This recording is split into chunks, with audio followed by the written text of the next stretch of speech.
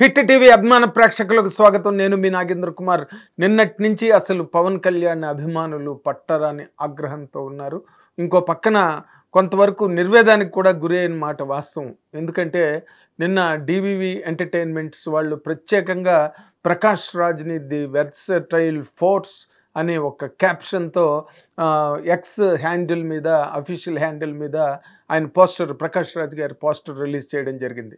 కానీ ఈ ప్రకాష్ రాజ్ అనే ఈ వ్యక్తి ఇటీవల రోజుల్లో పవన్ కళ్యాణ్ గారి మీద లేనిపోని ఆరోపణలు, లేనిపోని నిందలు మోపడం, లేనిపోని విమర్శనాస్త్రాలు సంధించడం, అంటే విచ్ ఆర్ నాట్ మెరిటెడ్. దానికి ఒక మెరిట్ ఉండాలి. ఒక విమర్శ చేసినా, ఒక ఆరోపణ చేసినా దానికి ఒక సహేతుకమైన ఒక ఆధారంతో మాట్లాడాలి తప్పితే తన వ్యక్తిగతమైన అభిప్రాయాలను తీసుకొచ్చి అలాంటి ఒక స్టార్ పాలిటిషియన్ అండ్ ఆయన not only A star hero, నేను ఎప్పుడు చెప్తూ వచ్చాను, ఒక ఎంజీఆర్, ఒక ఎన్టీఆర్, ఒక పవర్ స్టార్ అని. ఆ స్టేచర్ వేరు, ఆ రేంజ్ వేరు, ఆ ప్లేన్ వేరు పవన్ కళ్యాణ్ గారిది. అంటే ఆ రేంజ్ అందరికీ వచ్చేది కాదు, ఎంత కష్టపడినా అందగలిగేది కాదు. అలాంటి ఒక స్టార్డంలోకి ఒక హీరోగా, సినిమా హీరోగా, అంటే మెగాస్టార్ చిరంజీవి గారు తమ్ముడుగా ఆయన సినిమా ఇండస్ట్రీలోకి రావచ్చు. అండ్ ఆ బ్యాక్గ్రౌండ్ ఆయనకి బాగా ఉపయోగపడింది. బట్ తర్వాత రోజుల్లో ఆయన ఇండివిజువల్గా ఒక పవర్ఫుల్, ఒక పవర్ హౌస్గా రైజ్ అయ్యి పవర్ స్టార్ పవన్ కళ్యాణ్గా ఆయన ఎదగడం ఉన్నది అందరికీ తెలిసిన విషయమే.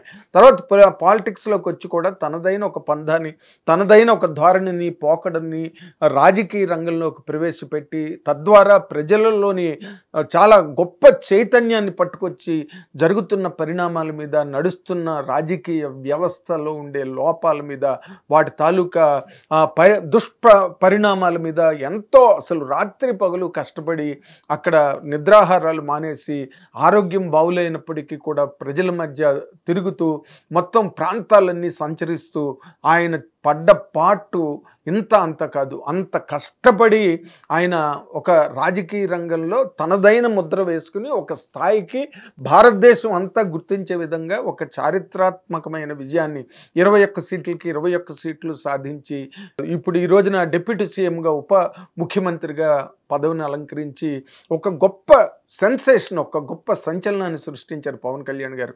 అది రాజకీయం వైపు అయితే, యువతల ప్రకాష్ రాజ్ అనే ఈ ఒక పొలిటికల్ అన్ఎంప్లాయ్మెంట్లో కొట్టుమిట్టాడుతున్న ఒక వ్యక్తి. అలాగే సినిమా ఇండస్ట్రీలో కూడా ఆయనకి పాత్రలు పూర్తిగా తగ్గిపోయినాయి. ఎక్కడా కూడా పూర్వంలాగా ప్రకాష్ రాజ్ అన్న ట్రెండ్ సినిమా ఇండస్ట్రీలో పోయింది. ఎందుకంటే రావు రమేష్ అనే నటుడు వచ్చి ఆ స్థానాన్ని పూర్తిగా ఆక్యుపై చేయడం, ఇంకో పక్కన జగపతి బాబు లాంటి ఒక బ్రహ్మాండమైన నటుడు చాలా భిన్న పాత్రల్లో సినిమాల్లో చేస్తూ ఆ సినిమాల విజయాలకు కూడా తను హెల్ప్ అవడంతో రకరకాల యాక్టర్లు వచ్చేసారు సినిమా ఇండస్ట్రీలోకి. మరి ఎందుకు సుజిత్ ప్రకాష్ రాజ్ని ఎంచుకున్నారు? ఆ ఎంచుకోవడం వల్ల ప్రకాష్ రాజ్ వల్ల వచ్చే మైలేజ్ ఏంటన్నది సుజిత్కి తెలియాలి. ఎందుకంటే ఈ రోజున పాన్ ఇండియాగా తెలుగు సినిమా ఎప్పుడైతే ఎదిగిందో, ఇక్కడ మన యాక్టర్లు అందరూ కూడా మొత్తం పాన్ ఇండియా లెవెల్లో బాగా పాపులర్ అయిపోయారు.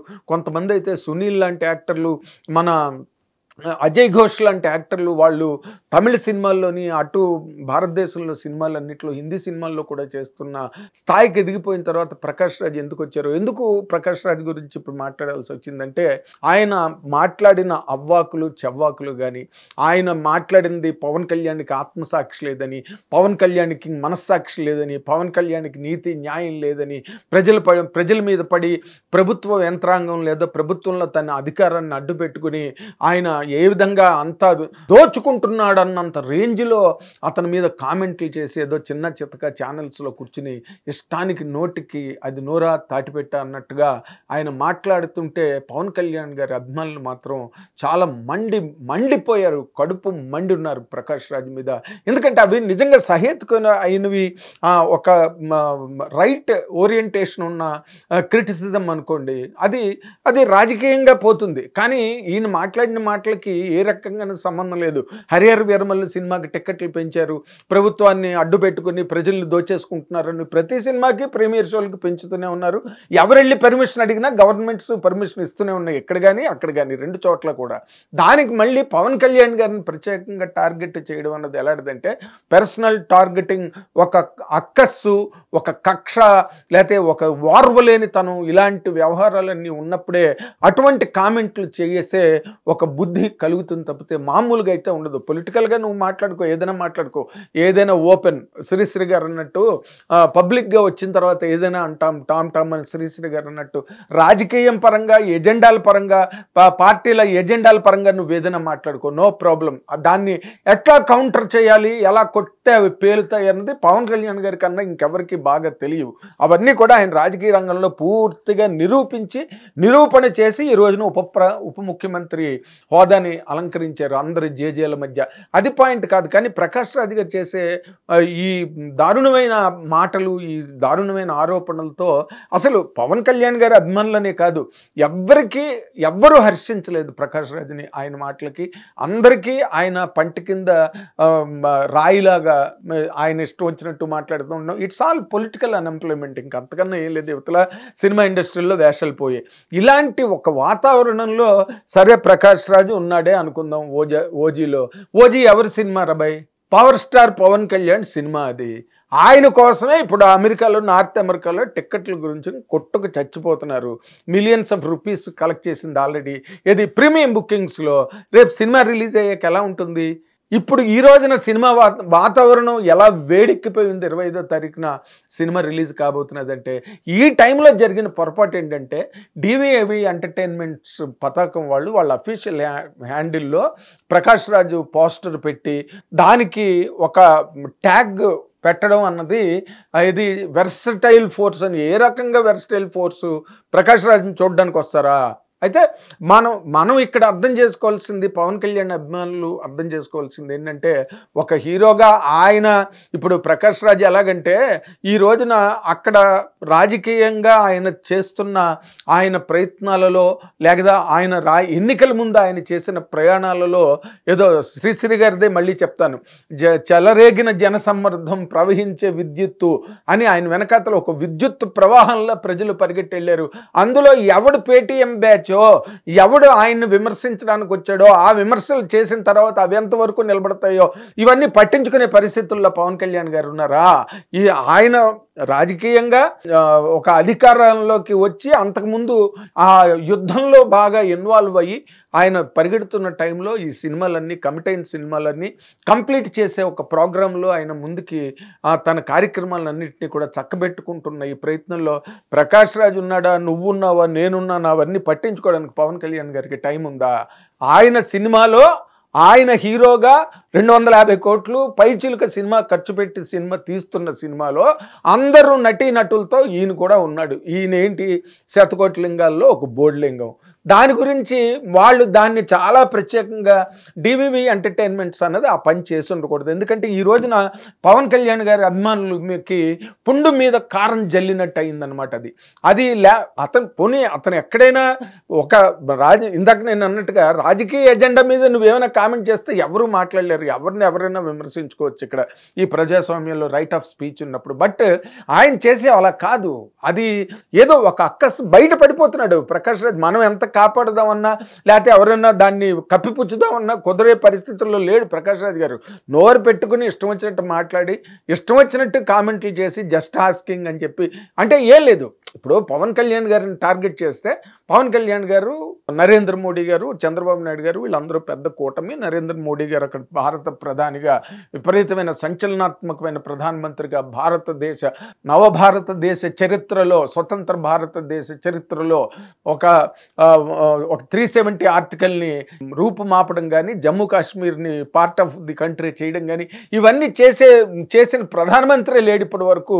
కాబట్టి ఆయనకున్న సంచలన చరిత్ర వల్ల వీళ్ళ కాంబినేషన్లు ఇలా పవన్ కళ్యాణ్ గారు, ఇటు చంద్రబాబు గారు, అటు నరేంద్ర మోడీ గారు ఉన్నారు. కాబట్టి పవన్ కళ్యాణ్ని టార్గెట్ చేసి బీజేపీని టార్గెట్ చేస్తే ఈయనకి నేషనల్ వైడ్ ఇమేజ్ వస్తుందంతే అని ఆయన ఉద్దేశం.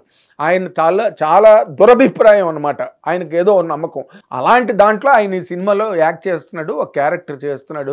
ఏదో క్యారెక్టరు పవన్ కళ్యాణ్ గారు మెయిన్ హీరో, ఆయన మీద సినిమా, ఆయన మీద బడ్జెట్, ఆయన మీద అమ్మకాలు, ఆయన మీద టికెట్లు కొనుగోళ్ళు, మొత్తం పవర్ స్టార్ మీద జరుగుతున్న దానిలో ఎవరో 100 మంది ఉంటారు. అందులోని ప్రకాష్ రాజ్ ఒకళ్ళు. ఇప్పుడు ఏమన్నా ప్రకాష్ రాజ్ పూర్వంలాగా ప్రైమ్లో ఉండి బ్రహ్మాండమైన పీక్లో ఉన్న స్టేజ్లో లేరు ప్రకాష్ రాజు.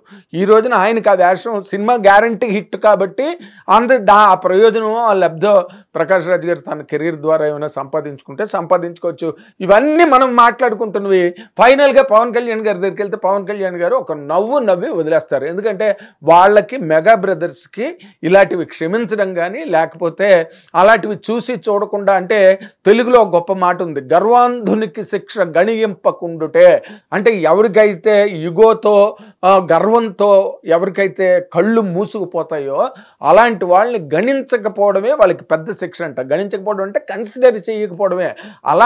అలాగ ట్రీట్ చేయడంలో మెగా బ్రదర్స్ చిరంజీవి గారు, నాగబాబు గారు అండ్ పవన్ కళ్యాణ్ గారు వాళ్ళు పెద్ద డిక్షనరీస్, పెద్ద యూనివర్సిటీస్. కాబట్టి ఇదంతా విని పవన్ కళ్యాణ్ గారు ఒక నవ్వుతారు. ఎందుకంటే ఆయనకు తెలుసు ఆయన ఏంటో. ఆత్మజ్ఞానం గల ఒక చాలా పరిపూర్ణమైన మానవుడు పవన్ కళ్యాణ్ గారు. కాబట్టి ఈయన అవన్నీ పట్టించుకోరు.